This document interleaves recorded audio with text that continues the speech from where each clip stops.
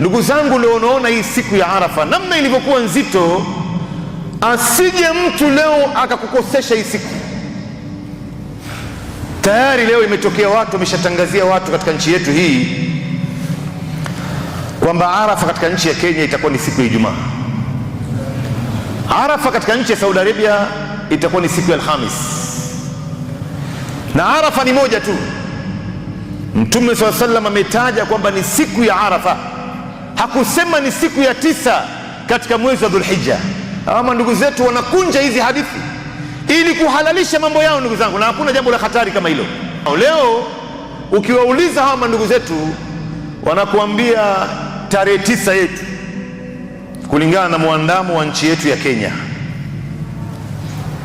Sasa matatizo yanarudi katika mgogoro wa mwezi, na mgogoro wa mwezi, ndugu zangu, kweli kuna ikhtilafu ya wanazuoni. Kuna wanazuoni ambao wanasema kila nchi na mwezi wake, kullu baladin ru'yatahu, kullu baladin lahu ru'ya, kila mwezi na kila nchi na mwezi wake, kama vile Imamu na Shafi'i. Lakini katika masala ya ikhtilaf, unaposikia kuna mahali kuna ikhtilaf, huyu anasema hivi, huyu anasema hivi, huyu anasema hii sawa, huyu anasema hii si sawa, kuna vitu viwili kila Muislamu lazima afahamu katika mambo ya ikhtilaf. Jambo la kwanza, kuna kitu inaitwa qaulur rajih. Qaulur rajih ni kauli ambaye imeegemea dalili. Katika hii kauli mbili, ni gani ambaye imeegemea dalili kwenye Qur'an na Sunna ya Bwana Mtume? Hiyo ndio kauli ambayo tunafaa kuifuata. Kisha kuna qaulul jamhur, jamhurul ulama, wanazuoni wengi wanasema nini kuhusiana na masala hii ambayo wanazuoni wametofautiana, wengi wameegemea wapi? Hii ndio inaitwa qaulul jamhur. Katika masala ya mgogoro wa mwezi kuna ikhtilafu, lakini qaulur rajih, kauli ambayo imeegemea dalili, ni watu wafate mwezi mmoja wa dunia. Hii ndio kauli ambayo dalili zote kwenye Qur'ani na katika Sunna ya Bwana Mtume zote, nawaambieni Waislamu, hakuna dalili hata moja, watupe hadithi moja ya Mtume tu wala aya ya Qur'an. Wapi Mwenyezi Mungu ametuambia kwamba tufunge kulingana na nchi, kwamba tufate nchi yetu? Wala Mtume ametufunga? Hakuna hiyo, ndugu zangu. Hakuna mahali Mtume amewahi kuambia watu hivi. Na hii nchi, ikiwa tunasema kila nchi na mwezi wake, tunaanza kuipimia kutoka wapi? Kutoka Malaba mpaka Namanga, ama kutoka Kisumu mpaka Lamu? Na ni futi gani ambayo inapimwa nayo hapa, kwamba hapa Tanzania hapa tunakubaliwa, Zanzibar tunakubaliwa, hii Somalia, Uganda, Rwanda, Burundi, Sudan, hizi zote hatukubaliwi kuifuata? Ni kipimo gani ambayo inaitumika kupima kwamba hapa tunaruhusiwa na hapa turuhusiwi? Hizi zote wanakwenda kujifunga. Na ndio unaona ndugu zangu, qaulul jamhur, kauli ya wanazuoni wengi. Katika wanazuoni ambao tunaizungumzia hapa ni maimamu wanne: Imam Abu Hanifa, Imam Malik, Imam Ahmad bin Hanbali na Imamu na Shafi'i. Maimamu watatu hawa, Imam Abu Hanifa, Imam Malik na Imam Ahmad bin Hanbali, wamekubaliana kwa sauti moja kwamba mwezi ukionekana mahali popote pale duniani, inamlazimu Muislamu mwingine mahali popote alipo kufunga ama kufungua. Na wakiegemea dalili katika Qur'an na Sunna ya Bwana Mtume, miongoni mwa dalili Mtume aliposema sumu liruyatihi wa aftiru liruyatihi, fungeni ionekanapo mwezi, si mnapouona. Hapo wanatafsiri potofu, wanakuambia bwana, ni lazima tuuone. Hawa maimamu watatu, miongoni mwao Imamu Abu Hanifa, alipotafsiri hadithi hii anasema wa huwa khitabun amun li jamii al-umma man ra'ahu minhum fi ayi makan kana dhalika ru'yatahum jami'an. Hapa Mtume anazungumza na watu wote dunia nzima. Wa huwa khitabun am, si kwamba anazungumza na watu wa Makka na Madina tu. Fungeni mnapouona. Mtu yoyote miongoni mwenu atakayeiona sehemu yoyote duniani, inamlazimu Muislamu mwingine mahali popote alipo kufunga na kufungua. Na katika siku ya Idi kubwa, katika ibada ya Arafa, tunaangalia ni lini mahujaji wanasimama Arafa. Arafa ni moja tu, haijalishi na mwezi wetu ulionekana wapi huku. Na ndio unaona hapa wanakuambia siku ya 9. Hakuna siku ya 9, ni siku ya Arafa. Tunakoseshwa hili jambo waziwazi. Na unaona ndugu zangu, hawa maimamu watatu hawa, Imam Abu Hanifa, Imam Malik na Imam Ahmad bin Hanbali, walichukua msimamo huu kwamba mwezi ni mmoja peke yake duniani.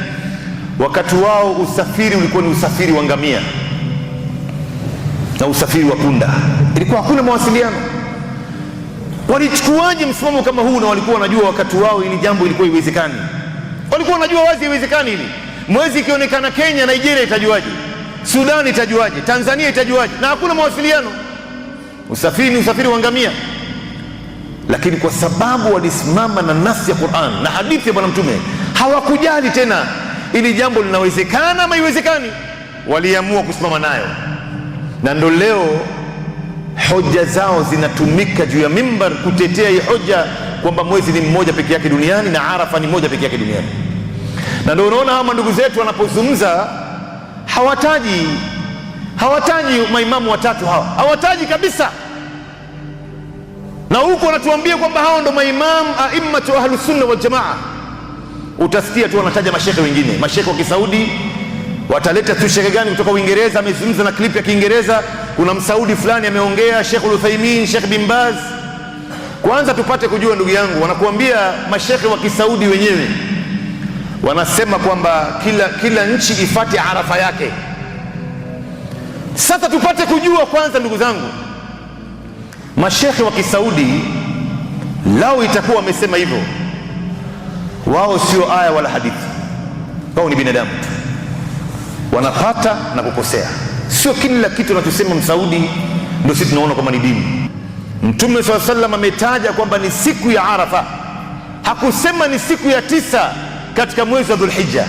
Ama ndugu zetu wanakunja hizi hadithi ili kuhalalisha mambo yao ndugu zangu, na hakuna jambo la hatari kama hilo. Wanazikunja hadithi za Bwana Mtume, na mtu yoyote ambaye anayemsingizia Mtume mwenyewe anasema, Mtume ndo anayesema atayarishe makazi yake na moto wa Jahannam. Mtume anasema man kadhaba alayya, wa fi riwaya man kadhaba alayya mutaammida falyatabawwa maq'adahu minan nar. Mtu yoyote ambaye atakayenisingizia kwa makusudi atayarishe makazi yake na moto wa Jahannam. Mtume anasema siku ya Arafa, wewe unakuja unawaambia watu hapana, sio siku ya Arafa, ni siku ya 9. Tupeni hadithi moja tu, wapi Mtume amesema ni siku ya 9? Hadithi zote Mtume anazungumzia ni siku ya Arafa. As-siyamu yaumu Arafa, yaumi Arafa, saumu ya siku ya Arafa. Afdalu dua yaumi Arafa. Ma min yaumin aktharu min an yu'tika Allahu fihi 'abdan min an-nar min yaumi Arafa. Yaumi Arafa, siku ya Arafa. Al-hajju Arafa, hija ni Arafa. Zote hizi Mtume anasema siku ya Arafa, siku ya Arafa. Na hii siku ya Arafa itakuwa ni siku ya Alhamis, na ni wakati mahujaji wamesimama katika uwanja wa Arafat, na ndio maana ikaitwa siku ya Arafa. Wanasimama katika uwanja wa Arafat siku ya Arafa, na sisi naye tunafunga saumu ya siku ya Arafa. Hakuna mahali Mtume ametaja siku ya 9 ndugu yangu.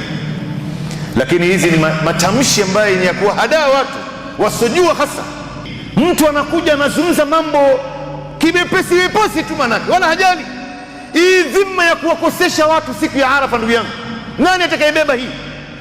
Wewe unawanyima watu siku kubwa hii sana mbele ya Mungu, unawakataza watu wasifunge katika siku hiyo. Na siku zote umekuwa ukituambia kadhi ndio kiongozi wetu. Leo mmemgeuka kadhi, leo mmemgeuka kabisa. Wanasema bana, kuna mufti ambaye leo anatoa fatwa, na mufti mwenyewe sijui nani alomchagua. Ndugu zangu, watu wawili watatu wanakuja wanaanzisha vurugu tu. Dalili zote kwenye Qur'an na katika sunna ya Bwana Mtume SAW inaashiria kwamba mwezi ni mmoja peke yake duniani, na inapoonekana sehemu yoyote duniani, Waislamu dunia nzima wanafaa kufunga pamoja, na Waislamu dunia nzima wanafaa kula Idi pamoja.